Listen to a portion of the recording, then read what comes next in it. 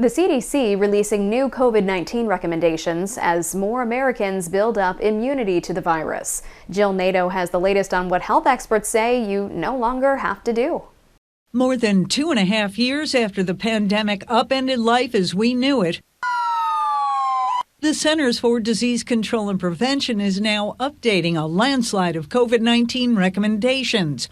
Among them, telling non-infected Americans they no longer need to quarantine if they come into close contact with someone who has the virus, while also ending calls for social distancing.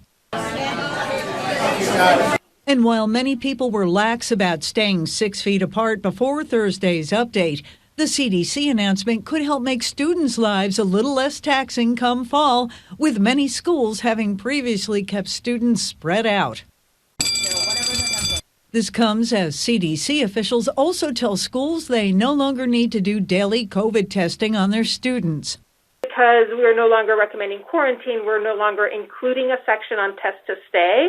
But why the changes? The CDC citing roughly 95% of people 16 years old and up now have at least some form of COVID-19 immunity from vaccines by catching the virus or both. Over time, the virus will be less and less significant. Meanwhile, if you think you caught COVID but don't have symptoms, the FDA is now advising you to take 3 at-home tests instead of 2.